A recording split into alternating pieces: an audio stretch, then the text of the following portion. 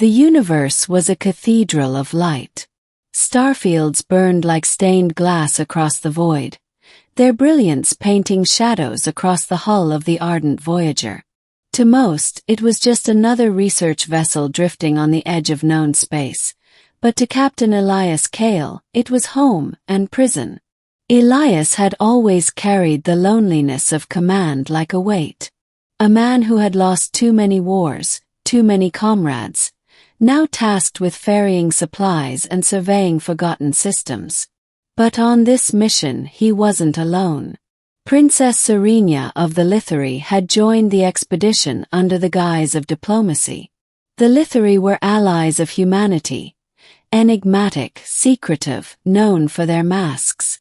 No human had ever seen what lay beneath their elaborate veils of porcelain and steel. The masks weren't just ornaments. They were tradition, protection, and perhaps a warning. Serenia's mask was silver, etched with constellations that shimmered in starlight. Her voice was soft, melodic, always slightly distant, as though spoken from another world entirely. And yet, Elias found himself drawn to her. They walked the observation deck together at night, sharing fragments of their past. She would ask him about Earth, its oceans, its storms, the smell of rain on stone. He would ask about her homeworld, but her answers were always evasive. Some truths, she would say, cannot be spoken until trust is absolute. He didn't press. Because when she laughed, when she leaned close enough for him to see his reflection in her mask, he felt less like a man drifting through endless duty, and more like someone alive again. But the universe is never still, and peace never lasts.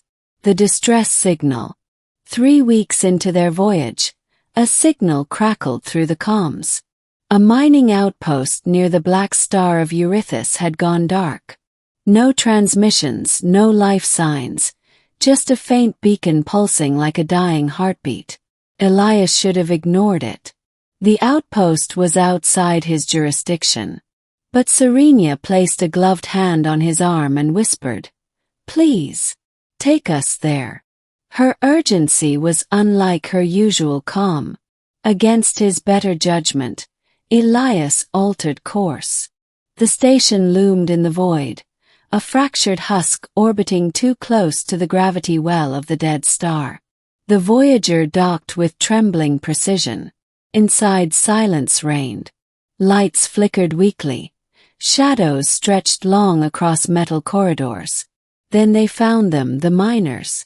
Dozens of bodies, desiccated, faces frozen in terror, their skin bearing marks like it had been burned from the inside out. Serenia shivered, her masked face tilted down toward the dead. "It has begun," she whispered. Elias frowned. "What has?" But she didn't answer. That night, in the dim glow of the observation deck, she confessed what she had kept hidden. The secret of the mask. The Lithari were not like humans. Beneath their masks lay forms that could not survive unshielded in human eyes for long. Their physiology was shifting, unstable. The mask wasn't only cultural. It contained, restrained, and protected. Long ago, the Lithari had made war across the stars. Their unmasked faces had driven other species mad with fear, their forms a weapon in themselves. Now they wore masks as both penance and safeguard. But there was more. The miners hadn't simply died. They had been consumed. A predator older than either human or Lithari had awoken near Eurythus. Creatures that fed on life essence, dissolving bodies until nothing remained but husks. The Lithari called them the Hollow. Serenia had known the signs, which was why she had begged Elias to investigate. "If the Hollow spread, your colonies will burn as ours once did," she said.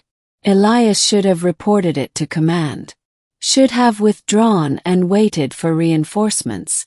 But when Serenia lifted her hands to her mask, fingers trembling, and said, "There is only one way to fight them, and you must see me as I am," he didn't stop her. The mask hissed, unsealing.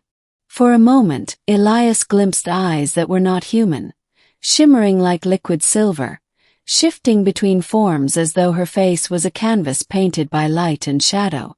Skin that was not skin but something alive, flowing, alien. Beautiful and terrifying. She whispered, "Can you still love me like this?" And Elias, though his chest tightened with fear, found the truth unshakable in his heart. Yes. War with the hollow. They came without warning. The hollow drifted through the void like black fire, their forms half shadow, half substance, feeding on energy and life alike. The first attack nearly tore the Voyager apart. Serenia fought beside Elias, unmasked, her true form blazing like a living star. Where her hand touched the hollow, they shrieked and dissolved into dust. The crew stared in horror and awe, some whispering prayers, others curses. But Elias never looked away. Together they discovered the truth. The hollow were drawn to the Lithari, hungering for their life force most of all. Serenia was both their target and their weapon. The battles raged for days. Crew members died. Hulls were breached. And still the hollow came. One night, as Elias patched a wound on her arm, Serenia looked at him with eyes like shifting galaxies. "This is why we hide," she said. "This is why no one can ever love us. Because our existence brings ruin." But Elias shook his head. "Love isn't about the mask. It's about the choice to stay, even when everything else says run." Her hands trembled, but she smiled, for the first time without her mask.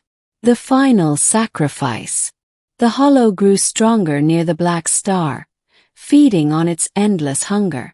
The only way to stop them was to collapse the station's reactor into a controlled implosion, drawing the hollow into the singularity it would create. It was suicide, Elias volunteered. But Serenia refused. "You are human. Your story must continue. Mine was written long ago." Before he could stop her, she pressed her mask back into his hands. "Remember me as both," she said, "the mask and the truth beneath." Then she entered the reactor chamber. Through the viewport, Elias watched as she shed her form entirely, becoming light itself, guiding the reactor into collapse. The hollow swarmed her, shrieking, tearing, but her brilliance burned brighter, drawing them all into the singularity. The station shuddered, cracked, and imploded into silence. The hollow were gone, and Serenia with them. The aftermath. The Voyager limped back toward human space, scarred but alive. Command commended Elias for his bravery, but he felt no pride.